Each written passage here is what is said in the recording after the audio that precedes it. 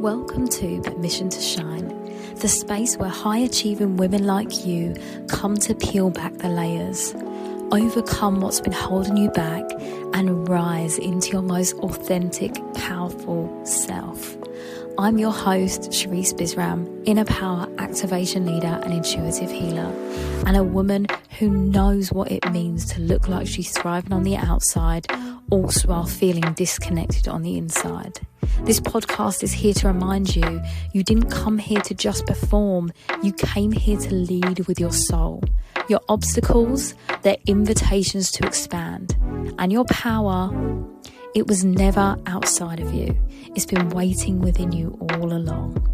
Each week we'll dive into honest conversations, healing insight and soul-led strategies to help you stop self-sabotaging, reclaim your light and lead your life, your business and your relationships from deep-rooted truth. So if you're ready to rise with grace, softness and fire, you're in the right place. Let's get into it. Hello, my loves. It is lovely to be back. And actually today, I wanted to talk about something a little bit grittier and a bit deeper and more connected to my story, because I feel like I've been talking a lot of things that are quite topical, and obviously I add my own influence and the things that have been happening in my life to relate to that, especially when it comes to astrology and things like that. But I wanted to dive a bit deeper into my story because I know that this is something we're all going to face in our lives at some point. And if you've been lucky enough to not have to go through this yet, then there might be some fear around it. And or if you're going through it yourself, you'll completely resonate and understand. And I think sometimes, and every reason why I share and why I encourage sharing is because it just takes away the isolation, right? So at the time I'm recording this, it is about to be the summer solstice. It's also going to be Father's Day. And for me, Father's Day is always a bit of a touch and go situation because I lost my dad when I was a week before my 17th birthday. And he was an addict, as I speak about quite a lot. And over the last 7 years, I'd say probably 6 years more so, 6 and a bit years, because we're halfway through this year now, I really went on this journey. And probably prior to that as well, I started to go on this journey of forgiving him and understanding him. It was definitely longer than that. So I would say that I found that I got gifted The Secret when I was 18, I think. So it was just after my dad had passed away. And I started to kind of work on forgiving him then, because I didn't really realize that I was holding so much resentment and anger around, why he left. And you know what it is? I feel like if you have a parent, and especially a dad, that has passed away, it's all of the what ifs, isn't it? It's like, who's going to walk me down the aisle? Who's going to take me to buy my first car? Who's going to teach me to drive? Who's going to show me how to fix these things? And all of that happened really on top of each other. Now, obviously, those of you that know me, I'm still not married. And that's still something that, I will have to face when it gets closer to the time that my dad's not going to be there to do that. Luckily, I have an incredible stepdad, which I'll talk about more so later on. But there's all these things that we try and piece together when you lose someone. It's like the pieces of the puzzle for the rest of your life are now empty, right? And that's quite an isolating thing to feel. But the way that I now look at it is completely different. And I want to talk about it because grief is just heavy and hard, right? This will be the 18th year that my dad has been gone. And that feels really emotional to say out loud, because that means that I've lived more years without my dad than with. And that is crazy, because in all of the hardness of him being an addict and his emotional instability, the physical and mental abuse that came in my household as a byproduct of that, doesn't take away from the fact that I knew that he loved us. And with all the forgiveness work that I've been doing over the last few years, I really and truly understand that he was doing the best he could with what he knew. He had a really hard, challenging life himself. And yes, he made poor choices, but with addiction, it really consumes every part of your life. And so I can't blame the man for that. I have to blame the addiction for it. And yes, it's a choice, but it's a choice that your human emotions, your rational thinking no longer gets a choice to have. And it's a innate animal response because it's, yeah, you're addicted. Your brain is wired for this substance, right? My dad's was alcohol. I know it's a lot worse with drugs and things like that, but still, same thing. You're in this trance, in this, yeah, I guess the trance is the right word. You're not yourself. And so, yes, you keep picking that up over and over again and you build the tolerance for it until it becomes something that you can't live without. And I think that was the hardest thing was that there was multiple times where my dad could stop drinking or he could go and get a job again. And he did this IQ test and he actually just passed the IQ test, meaning that he was suitable for this certain type of work. We had a guy come to our house and all of the things.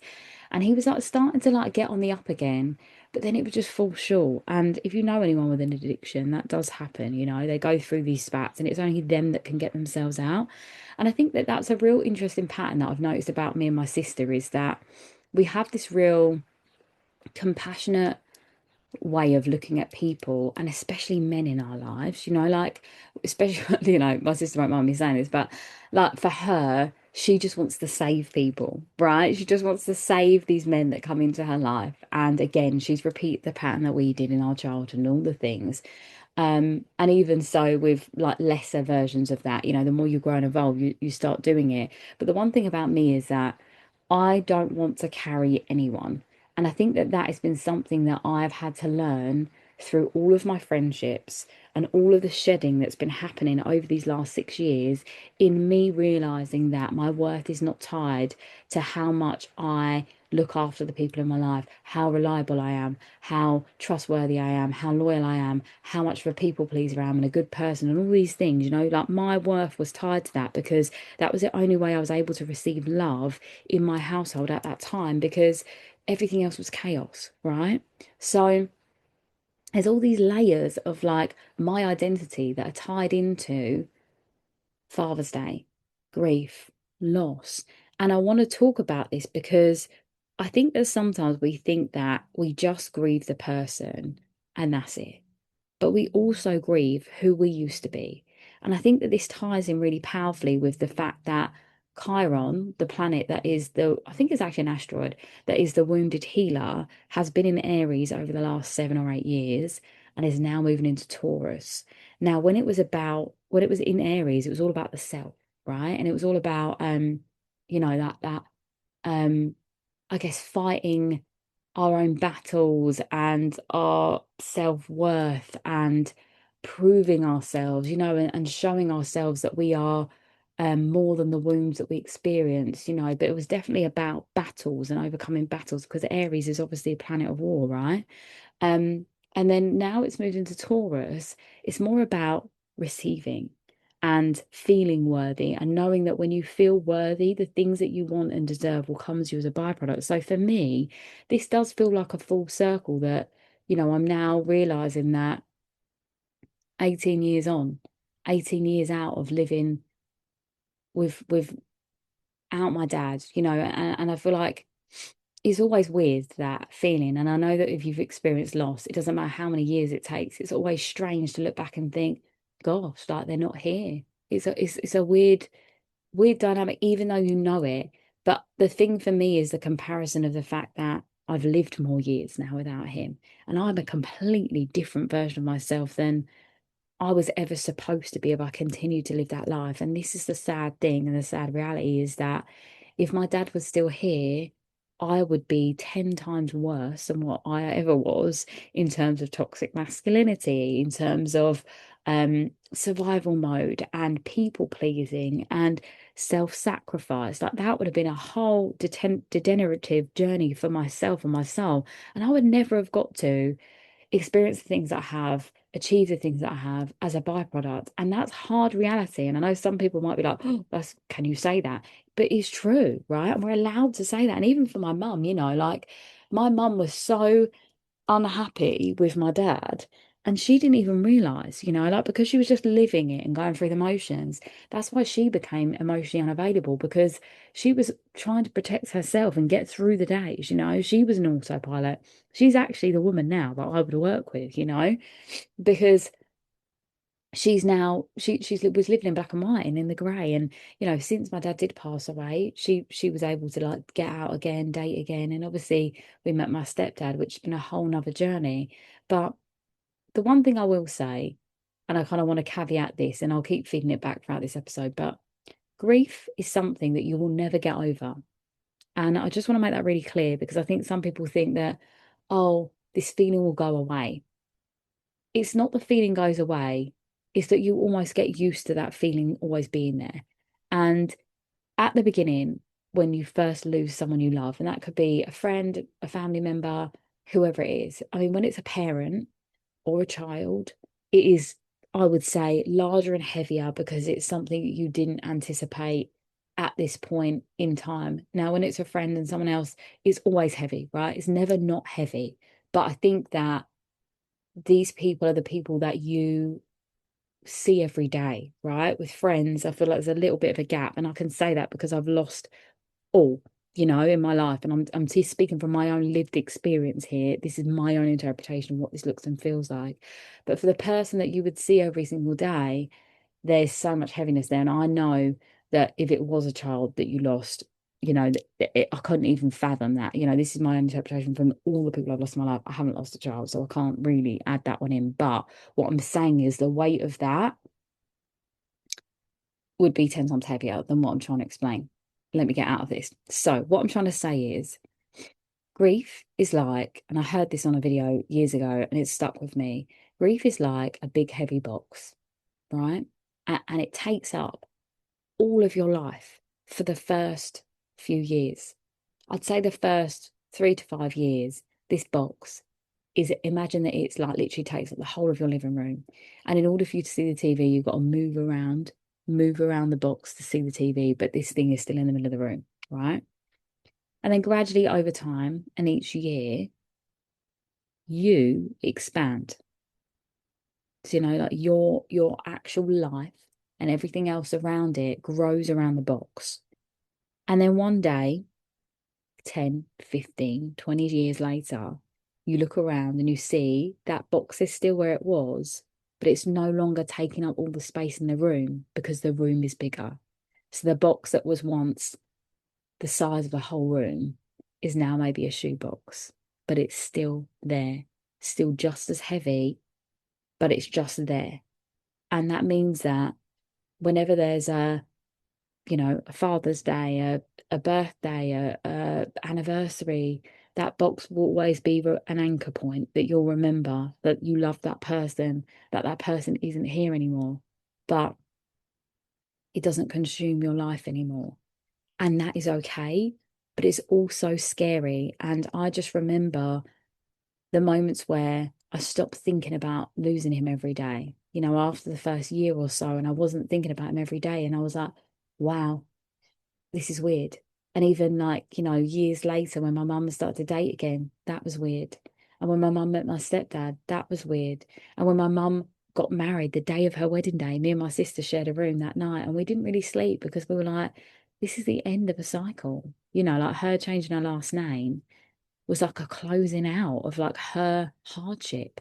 And that was a weird dynamic for us because again, like I feel like when you lose someone you love, that from a conventional way, like it's not an addiction, it's just for an illness, doesn't make it any easier. But the love that's there is pure love. There's no resentment, there's no heartache or fear or all of those other emotions that come with when someone could have made a different choice, right? And yeah, it was like a real shift, I think. And, again, this was like prior to me doing any work on myself. Like my mum and stepdad got married in 2017. So, I started doing really the deep dive of my work, of the inner healing work in the pandemic. So all the time before that, it was just me like doing a bit of journaling here and there, trying to process, but not really understanding the deepness of it, but writing it down, doing the bits of forgiveness, the surface level stuff. But yeah, I didn't really understand the depth of it all. And yeah, it's a complex thing, and I'm probably not making a lot of sense here and I'm rambling on, but I feel like for people that are in this space, I think it'll make a lot of sense. And I think that this is the thing with healing is that it's so messy. There's not a linear route to it. And I feel like that's something that I always try and make really clear is that although there's processes that I have, about understanding what's happened to you, accepting it, releasing it so you can rebuild again, that's all messy too, right? We're going through these cycles over and over again. And like all the healing work I've done continuously, throughout my life, and especially these last few years in which I've really done this deep dive and come out the other side and been teaching it, is that even now, I still feel the depth of it. Now, I'm not going to lie to you, it feels 100% lighter. It doesn't feel like it's weighing me down and I'm consumed by my emotions, but it does feel like, hey, this is still hard and it's still weird. But what I want to make really clear is that there is no part of me that feels angry at my dad anymore. There is no part of me that feels disappointed that he's not here. I just accept. And I think that that acceptance piece is what I really would love everyone to get to in their life of whatever the obstacle is that you're facing right now. Because sometimes we put so much pressure and force into everything that we want to do and achieve and be. And sometimes the neutral ground that we can get to is just, this isn't the way I would want it to be, but accept that this is the way that it is. And that for me has been such learnings. And again, I rock off that path over and over again, but I come back to it because that is just a beautiful anchor point. So even today and this weekend, when I'm looking at Father's Day, I'm looking at my life, my relationships, my family, my dad, my stepdad. I'm hearing pure acceptance and an open, grateful heart, because I wouldn't be the woman I am today without my dad, quite literally biologically, but also for all the lessons, the tests and the obstacles, and also all of the love, all of the learning, all of the um lovely moments that I did get to have with him. He was a funny, charismatic person. He was intelligent. He was also very strong and fierce, and I learned all of that from him. And what's so beautiful now is that my stepdad reinforces all of the beautiful lessons that my dad taught me, and actually all of the amazing qualities my dad had, my stepdad has plus his own. And I feel like this is the beauty of the universe, right? It's like whatever gets taken away will be returned tenfold. And my stepdad really came in and saw me armored up to the max. I was literally a boy, right? My whole persona was so masculine. And he even said that to me. He was like, you're basically a boy. And I'm like, I am. I've been told that so many times, at that stage in my life. I was 22 when I met my stepdad. And yeah, right in the peak of like coming out of my oh, actually, I would have been a year out of dance school and working in the industry and fighting, auditioning, driving around the country, all of the things, fixing my own car and all of that stuff. And yeah, just remember my friend at the time coming with me to meet him, and they told me to be on my best behavior because I was so. I'm gonna say I was aggressive, right? I admit it, I was aggressive, and I remember the time that moment, that conversation I had with him, I knew that he was so different to any other boyfriend my mum had had because he said to me, um, "You don't need to be on your best behavior. You just need to be yourself."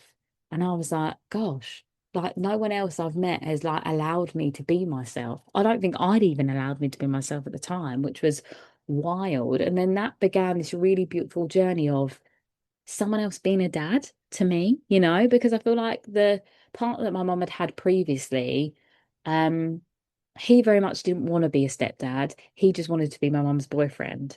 But my stepdad, within the first 6 months of him and my mum being together, he was instantly my stepdad, within those 6 months, my sister was away traveling, so it was just me at home on my own. I just got back from a terrible dance contract, and I was like, I'm never going away again. And so I was still working and stuff, but at home it was just me. And then when my mum was working away, my stepdad was around, and he was like, "Look, if you're on your own." let's go to the cinema or do these things. And it was like, I hadn't had like that dad relationship, even with my own dad. So it was really wonderful that like he showed me, my stepdad, how to trust men. And more than anything, he showed me how to soften into being feminine again. And I say again, I never had been, right? I'd never known what it'd feel like to trust a man to do a job for me or to, yeah, feel safe enough to like be a full feminine person. So my stepdad really was another initiation point into this journey, into the version that I am now. And that's what's so beautiful here is that I don't think I don't believe in either or, right? Just in my life, my wonderful friend Stacey Beecham, she talks about this all the time. Life isn't about either or, it's about both. And so when I talk about my dad or my dads, I believe that I have been blessed with both. I got to learn all the lessons from my biological dad. And, like I've become the woman I am because of him. But also I've grown and evolved into the woman that I am now as a byproduct of being loved by my stepdad, and also all of my amazing work. I mean, it's mostly me, guys, just saying. But no, he is obviously, you need a strong foundation in order to be able to do this, right? And I feel like for so much of my life, for those 22 years until I met him, I was just in force and masculine. And to be honest, I was in force and masculine push and all of those toxic behavior traits, survival modes, probably up until 28. So, like even with my stepdad around, I was still living those patterns, but my external reality had shifted. And so that made it a safe caveat, a safe space for me to, yeah, soften into that. That's the caveat. That's what I'm trying to say. Sometimes, obviously, because I channel words, sometimes they come out of my mouth and I'm like, what does that even mean? And I know that other channels do the same thing. And we're like, why is that word there? Obviously, sometimes we're human and we say weird things. But again, sometimes I'm like, why did you want me to say that? And then it's like, oh, okay, there we are. But I feel like the whole purpose of this, I know it's sort of themed around Father's Day, but it's more so about, I guess, grief and the full circle of it, right? I always talk about how emotions are a circle. And if we keep the emotion stuck, it gets trapped in the body, and that's where illness grows and festers. And this whole cycle that I'm telling you, for me in the masculine roles and the dad journey in my life, this feels like a full circle for me because, the lessons and the pain that I took from my own dad was trapped in my body. That was, the resentment, the anger, the fear, the girl that I had to be and grow up into the woman that I had to be at that time at such a young age, growing up early and the responsibility, the emotional pressure, all of those things were what was trapped in my body. And actually, as I'm saying this, I'm remembering it was all in my stomach, like that's where the IBS was, and all of these liver issues that I've had have come from that repression. And then, having being shown actually this is what it looks like to be safe. This is what it looks like to be a little girl again. This is what it looks like to be feminine, and to feel safe in trusting men in this space. This is now what's completely the circle for me. Now, there's obviously always work to do. I'm aware that there's still abandonment wounds within me, but they are not heavy and they are not loud and they don't take up a lot of space. So, I want to highlight the fact that it doesn't matter how much you've healed, doesn't matter how long or how whatever. And I hear people all the time, especially new clients that say to me, I have done this before. You have to keep doing it, right? I'm a prime example of the fact that you have to keep going through this over and over again, learning it. There's going to be moments where you meet people that are going to trigger you and you have to work through that trigger. And the beautiful thing is, like I said, whatever happens, you rock off the path and you come back to the path of acceptance. That for me is the epitome of feeling secure in yourself, feeling empowered in yourself and trusting yourself. And that is the pillar of where confidence, self-love, and all these other beautiful, amazing emotions come from. But if you're not anchored in acceptance of who you are and you don't respect yourself, then everything else will run awry. And like I said, you're going to feel heaviness and hardness and heartbreak and jealousy and all of those emotions, but come back to the path again. this is the healing work, right? This is the healing work, so you know where the path is again.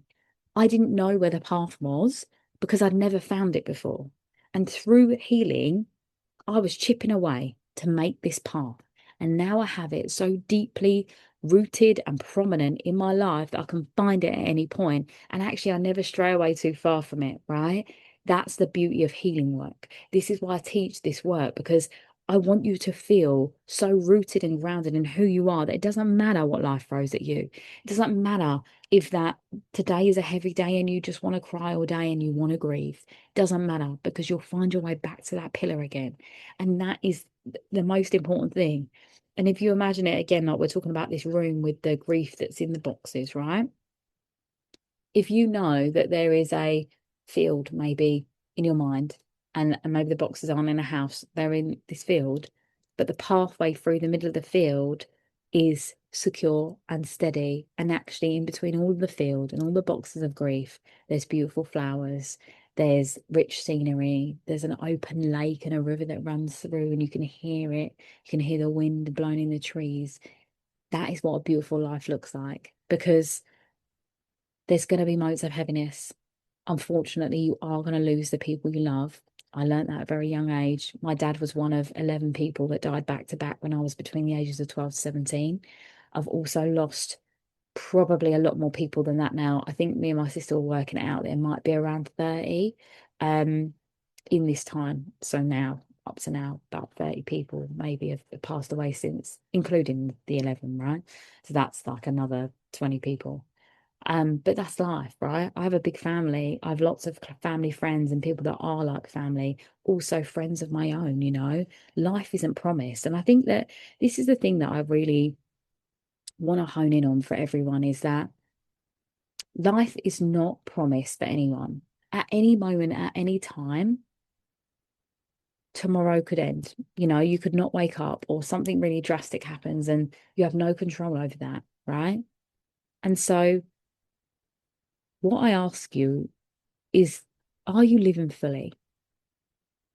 Are you taking life by the hands and saying, this is what I want to create, this is what I want to be, this is what I want to feel? Or are you just existing? Because I promise you this, my dad was 45 years old when he died. 45. He didn't get to complete what he wanted to. He didn't get to live his life and fill it out the way he wanted to. My nan, she passed away when she was 56. You know, like all of the relatives that I had that died at that early age. My cousin was 21. You know, like I can't even begin to like shake into the system for you right now is that we don't always have tomorrow. So please, with every part of yourself, like live fully, you know. I want you to heal and I want you to live and feel expressed and alive in every cell of your body. And this is for me why it's so important that I'm all in on everything. You know, I love hard. I embrace my talents and gifts, and I tell you how good I am at everything because I want you to know that firsthand because I don't want to miss an opportunity. I don't want to stand in my own way. I don't want to let my fear of, I don't have a fear of being seen, but if I did have a fear of being seen, I don't want it to stop me from helping the people that really need me, you know? At any moment right now, I could get a call from anyone and say, right, Sharice, we need you on set or on stage or on anything right this moment for an opportunity of a lifetime. If Jennifer Hudson calls me up and tells me to be on her show, you best believe I'm jumping on that flight, no doubt at all. Oprah, all of them, I'm there, you know? But even in the small moments, you know, like if I feel like I should be somewhere, I will pitch myself, right? I don't have to do that very often, but I will. You know, if I feel like there's something left unsaid, I will say it. If I feel like I want this to work and the other person isn't sure, I will say that I want it to work. And I know a lot of people are like, oh, that's so scary. But I don't care, right? Like, I do not care about what I look like in terms of, oh, is that are you overstepping the mark? Are you coming on too strong? Are you whatever all that BS is, I do not care because I want to know that at the end of my dying days, I did everything I could to have the life that I deserved. And I want that for you too. So I know this was quite a deep and heavy episode, but I really hope that this inspires you.